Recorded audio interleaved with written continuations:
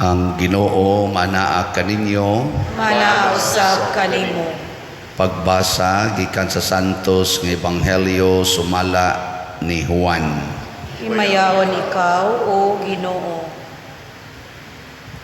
Si Jesus miingon adto sa katawhan, walay makaari kanako gawas kon ang amahan nga nagpadala kanako magdani kaniya, ug banhawon ko siya sa katapusang adlaw.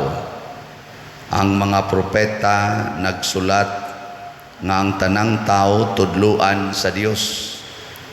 Ang babati sa amahan ug makakaton gikan kaniya muari kanako.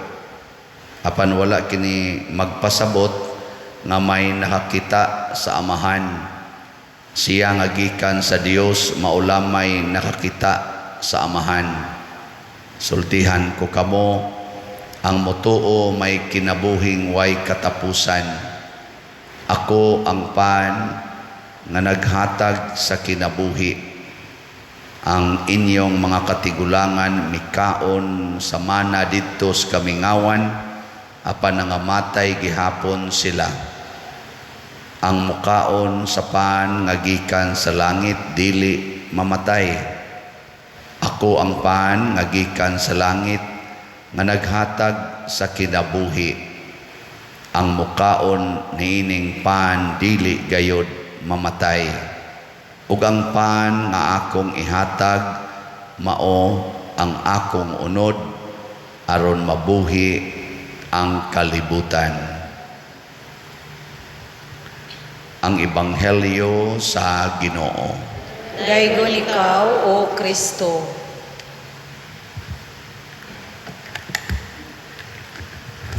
Gipahinomdom ni Kristo nga ang tanang tao tudluan gyud sa Dios. Nya ningon siya, ang mamati sa akong amahan, sa pagtudlo sa akong amahan kaniya, muduol gyud or muari gyud kanako. So di ta magtuo, di ta maghunahuna mga igsoon nga kining atong pagtuos Ginoo, kining atong pagsimba, kining atong pagbinuotan, kining atong pagsunod sa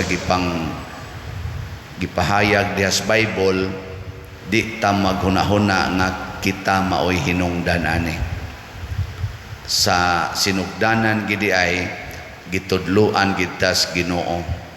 Ang Ginoo mo'y naghunghong nato pinaagi sa Espiritu Santo. Gikono pangutan-ay mong tupad ing naunsay gihonghong ros Ginoo nimo.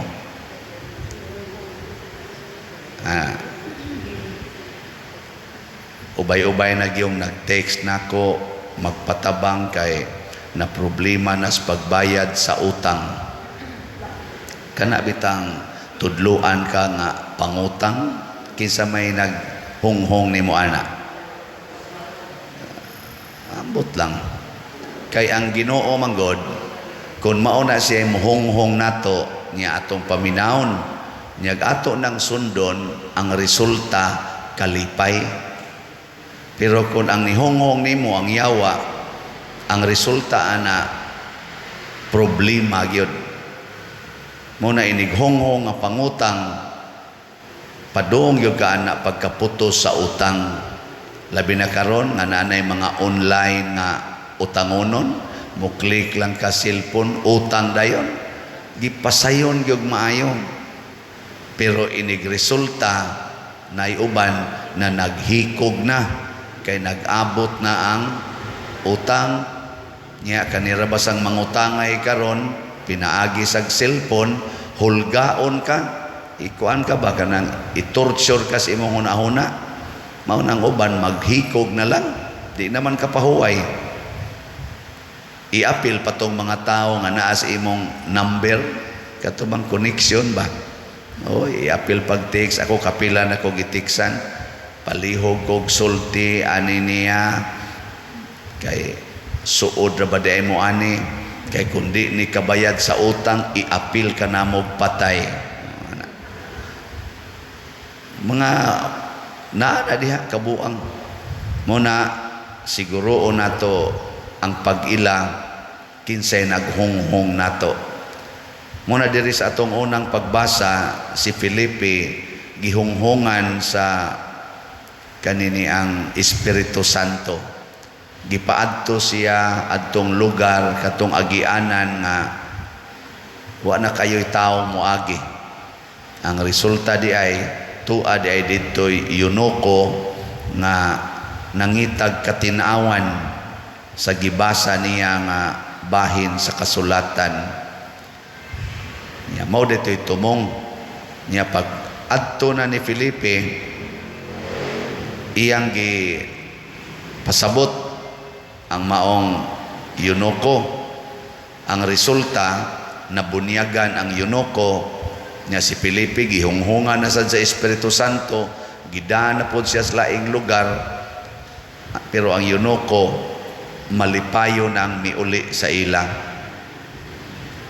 Ang gipasabot ni Kristo mga igsoon nga kung maminaw tas Ginoo mahimot ang tuburan sa kalipay. Karon nagsaulog tag pista sa ato dinhing proper nya karon sang Sabado pista na sad nato. Kumusta man ang atong pagsaulog sugod pa atong hirikada hangtod karon sa atong pagsaulog sa mga kalihukan nga related sa atong pista? Inyong paminaw nakahatag og kalipay o kaguol? Siguro mo kanang pagpalit og slot para sa atong pista nakahatag nagkalipay o wa? Nya namalit na mo. Ilhan man na nimong malipay kay magsigi man nagbalik-balik. Pero kana ganing wa malipay mo ingon gina sige lagpahinumdom anang slot mana na. Balik-balik yung kagpalit basta malipay ka magbalik-balik man ta na. Mao bitaw nang gabi ang sa atong night mandated organizations night.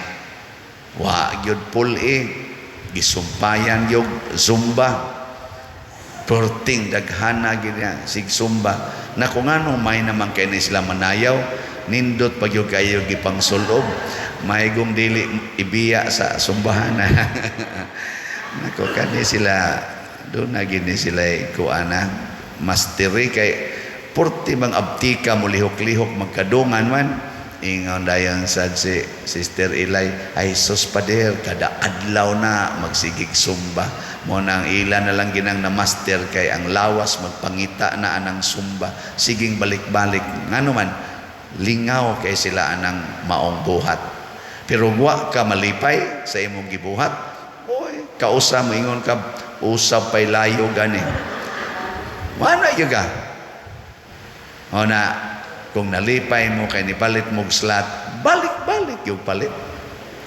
nya apil sad mo anang atong 10 slots challenge ang atong halin as of yesterday sa atong mga slots labi na gyud sa atong katong para sa atong pista duha na ba lang kaadlaw niya ang atong gibaligya nga slot ani nga God's protection, healing and joy 45,000 katag 100 per slot. Ang atong halin as of yesterday niabot nag 28,056 slots. Pakpaka na to. Naapay 16,944 ka slots. Inyong paminaw nining duha ka adlaw mahurot ka ni? Depende sa inyong kalipay. Nya ang niapil sad sa atong 10 slots challenge niabot nag 177 ka 10 slots challenge. Pakpak yapon. Og inyo ning palitan karon og mga 10,000 ka slots. Wa na 6,000 na lang ni ugma. Nya punan pag yung palit inig pista awa na hurot na ni pero Ginoo lay mag-igo. Kay kani man kung pagkamanggihatagon bunga nis kalipay, kanabitang malipay ka sa imong silingan, sa may imong buhaton, hatagan gina nimo inig birthday nimo kay nakalipay man. Pero kana ganing tao nga nakaguol nimo, manghatag ka dili. Hatag ko taon. Basta nakaguol. Muna kanang asawa nga nakaguol sa bana, din agina muhatag og panahon ang bana sa asawa adto ihatag sa bana sa iyang mga barkada adto sa manok, adto ihatag niya ang asawa magsigi na sa giyaw-yaw, ikaw ang naong nimo naa na lang ginas imong barkada. Ingon sa nang bana nga ang saganha nimo nga pulos ra man na yaw-yaw imong gihatag nako. Di ba? Nya unsaon man paghatag og higayon sa bana nga makasinati og kalipay, ang una gyung buhaton dili gyud yaw-yawan sa asawa. Di gyud yaw-yawan. Unsaon man alagaran, atimanon na. No. Nawa di ba mo sugod sa nasiyag paduol nimo kay lipay naman. Lipay. Mabta na din nanay daghan na ni mo anhi din anhi pas atong parokya ba na may daghan manganhi aka mo god nganhi man mo ngano man basig nalipay sad mo din no lingi ay mong tupad ing na nalipay ka din or naniid pa ka. Nalipay ka din nalipay gani ka balik-balik yung kaganha muna ang Ginoo nagtudlo nato nga ang atong kinabuhi dili gyud unta nato isalig sa tao, anha nato isalig sa Ginoo. Unsaon man ang atong pangitaon, ang atong paminawon ug ang atong sundon mao gyud ang Ginoo, dili ang atong kaugalingon. Muna ingos Kristo, ako ang pan nga naghatag og kinabuhi. Nya kanang kinabuhi nga gihisgutan ni Hesus, kalipay ang meaning ana. O usabas mga meaning ba? Kalipay. Mao bitan ang langit gitawag og kinabuhing way katapusan, kay kalipay man nga way katapusan. Ang taong patay unsa may naong kakita na mo patay nabay patay nga malipayog naong na usahay pero panagsa kayo, pero ang tinuod yung naong patay di gyud malipayon nang patay gyud aw ba aw muna nigtan-aw nimo kaluoy ana. Ang tao sad nga magulanon ang naong sad niya murag patay. Ano bang di mo smile, dili gaan, dili maghatag og inspiration.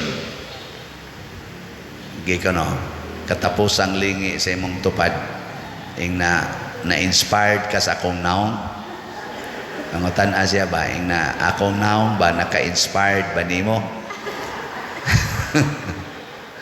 So kamong mga asawa di na mo ka-inspired sa inyong bana, kamong mga bana di na mo ka-inspired sa inyong asawa, kamong mga ginikanan din amo ka-inspired sa inyong mga anak, kamusang mga anak din amo ka-inspired sa inyong ginikanan, mga matay gyud mo. Mamawa ba ang kalipay niya unsaon man pag-inspired sama ni Felipe, iya gyung gitudluan ang yunoko bahin ni Kristo. Way laing inspiration, dili ang atong kaugalingon mo'y inspiration sa atong isig katao, tagai siya og Ginoo.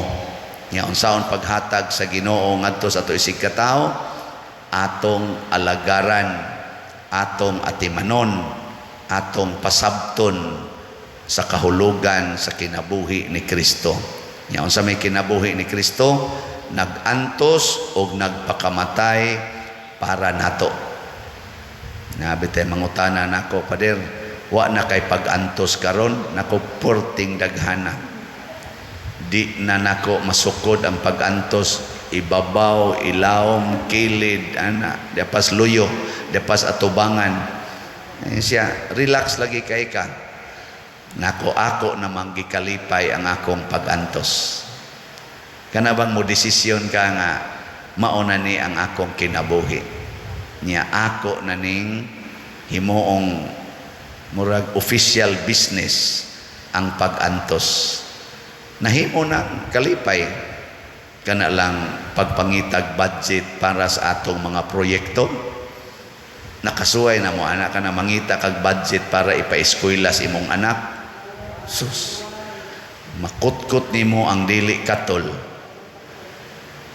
Ako sa zauna, nag-atiman po kong pamilya, breadwinner ko, akong papa, paralyzed, akong maguwang paralyzed, naanad na po ko anang pagpangitag budget.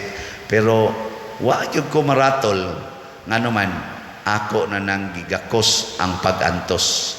Kaya hasta gani akong naong antosuno na mandaan. Sugdan ako, akong naong, relax na ko sa akong naong. Nga, human, ang akong, kining akong pagkatao, daghan kay apan, daghan kayong mga undesirable nga mga kinaiya. Ako sang gidawat, antuson tani, naiusahay mainsultuhan ko, naiusahay malibak ko, tungod sa akong mga kahuyangan, usahay biyaan ko sa mga tao nga ga-expect unta ko nga mo kuan ako, mo suporta, biyaan, nya na unta tay maayo unta nga kana ganing kahimtang, mo kalitlag kawagtang, kay transfer sa laing mga pamaagi. Antos, punaan pa aning pag-antos sa tanang parokyano nga ari ihanok nako, way bugas, way dayapir, way gatas, hasta pa gani ang pagbayad sa ilang utang, hasta pa ning pagbiya sa kabit, umban pa diya. Ako naman sa noy hanukan, dili sayo noy, ang inana. Pero pagkatamis diya pag-antos, basta ato ng ilhon nga maoni ang gibuhat ni Kristo. Awa na, ma-relax na ka, ika-relax na, sige na lang tagbaligyag sila. Awa na, okay kayo. Or unsa pay itudlo sa Ginoo, ang nakanindot ka na bitang mura na ta ni Felipe, nga dipindi na lang ba, asa ta dadon sa Ginoo. Kana gyud pinakanindot, kanang mahimo na bitaw kang alagad sa Ginoo. Relax gyud kay taana. Di na ka mag-alagad sa imong gusto. Kay kaning atong gusto mo ingon dayon ni pagpalit og sakyanan, pagpalit og yuta, pagtukod og balay para ibo, tiguma imong kwarta, padaghana imong kwarta, kinahanglan di jud ka masakit, kinahanglan di jud ka ma-failure, kinahanglan di jud ka mabati. Mao man ay demand sa atong kaugalingon. Sus og ato nang kuhaon tanan, mas stress ka. Pero ang Ginoo mo'y nagmando na to, mingon ang Ginoo, sagdilag mamatay, basta buutan, sagdilag masakit, basta Diyos nun, sagdilag sawayon, basta sige lang kang higugma. Yung kakaning nakasa, sagdilag budhian, pasailua lang. Yan sa'yo resulta, mugaan din imong naong. Mugaan ba? Na pagaanan na ng inyong naong, sunda ang Ginoo, sama ni San Vicente Ferrer, wa siya laing pangandoy kung dili ang pagsunod sa Ginoo. Ang resulta, nakahatag siya dako kaing kalipay ngadto sa katawhan. Ug mao nay atong pangandoyon nga kung mahuman ning pista, mahimo untang kalipay ang atong kinabuhi ngadto sa uban. Manindog ta.